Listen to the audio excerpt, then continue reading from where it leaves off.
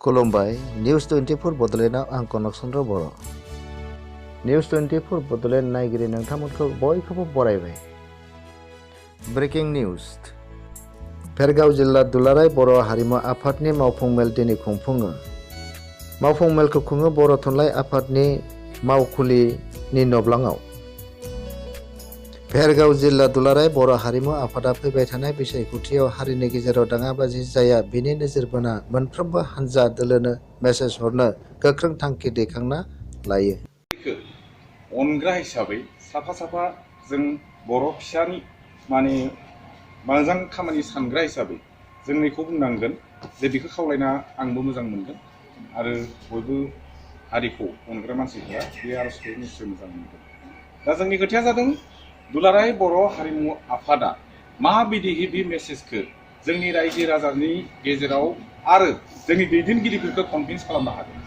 मानोना राजखान्थि बुस्थुआ जाबाय ओरैबायदि मोनसे डेन्जारास बुस्थु, आंग्रिफुल बुस्थु, पावारफुलनि थाखायनो बेखौ मावनाङिखौ मावो, खामनाङिखौ खामो, नंगौखौ नङानो, नङाखौ नंगौ होनो। दा बेबायदि गेजेराव जों मा खालामनो हागोन? दुलाराय बर' हारिमु आफादा मात्र मेसेजखौ नैखौसो बुंनो थांगोन बा नोरैसो जाहैगोन नंदों आङो जे जोङो दुलाराय बर' हारिमु आफादा बिब्दिखौ साबजाया, माने बिसायख'थि फायब्लानो जोंनि गेजेराव नांलाय खमलाय आरो बुथार दालायनाय जायो। बेखौ जों जोबोद मुगैयो, जों गाज्रि मोनो। जाहाथे बिब्दि जाया बेनि थाखाय दैदेनगिरि आरो जायफोरा सोद्रोमा राजखान्थिनि गुबै गुबै माने दालायफोरनि बिथांमोना बेनि सायाव माने गोसो होनानै जाहाथे बिसायख'थिखौ गोजोन आब्रुथियै दैदेननो बयबो माने दायित्व लालायो, बेखौ जोङो खावलायनो हागोन। आरो बे खावलायनायखौ आंनि बायदिब्ला पेपार मिडिया आरो बेनिफ्राय जों लिफलेटनि गेजेरजों बेखौ खालामनांगौ। मात्र बे फेसबुकाव होबाय थायोबा बिराद आर्गुमेन्ट जालायो। फेसबुकाव होनो हाथारला, एकदम बिथिंबो पार्टिनि माने सोद्रोमाफोरा ओरैबायदि माने एबसेन्ट स्पर्टफोरखौबो बेबहार खालामनाय जाबाय। जों दा फेसबुकखौ नायनो गिनाय जाबाय। बे साननैसोथ' नायथावथारला।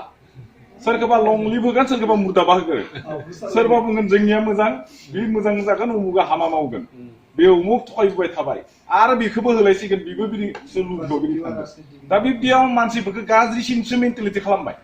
जोंनि उथिफुंबोनाय जोंनि फरायसाफोरखौबो जों गाज्रिसिनसो पलिटिकेलनि माने माबाफोरखौ आयदाफोरखौ जों मिथिहोग्रोदों जे पलिटिकेलाव बिदि बुंलायनो हायो, लिरलायनो हायो, जेबो नङा, बिदिसो जादों।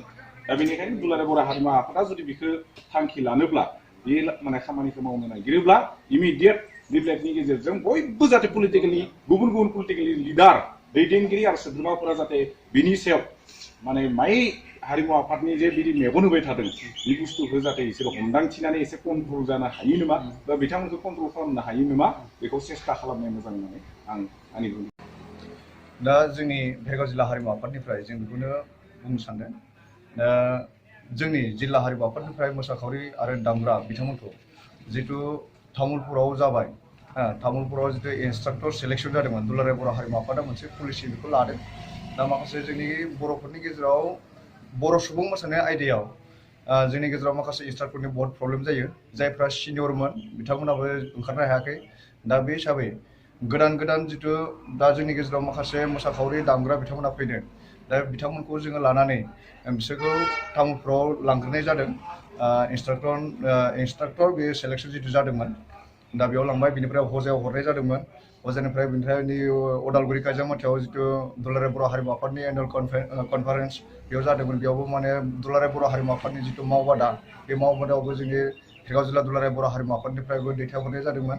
आरो लोगोसे बड'लेण्ड इउनिभारसिटियावबो जादोंमोन। बे बड'लेण्ड इउनिभारसिटियावबो दुलाराय बर' हारिमु आफादनि मावबादा जादोंमोन। बेहायबो जोंनि भेरगाव जिल्ला हारिमु आफादनिफ्रायबो दैथायहरनाय जादोंमोन। दा बेखिनियानो जों हरनो हादों। दा जोंनि गेजेराव जोंनि भेरगाव जिल्ला दुलाराय बर' हारिमु आफादनिफ्रायबो जों सानैसो इन्सट्राक्टरफोरखौ जों बेहाय माने सेलेक्सन जानायखौ जों मोननो हाबाय। जों बेखिनिखौनो जों गोजोननाय। दा जोंनि भेरगाव जिल्ला दुलाराय बर' हारिमु आफादनिफ्राय लाइमोनफोरा टटेलि जोंनिया 33 जना बेहाय बाहागो लाबाय थानाय जादों आरो मेक्सिमाम दा बर्थमान बिदिनो आप डाउन जाबाय थायो। सोरबा उसुबिदानि थाखाय थांनो हाया, सोरबाया आरो जेनेबा सम होनो हानायफोरा थांदों। बिदिनो मालाबा 6 जन, मालाबा 6 जन, मालाबा 7, मालाबा 20 जन, मालाबा 18 जन बिदि जायो।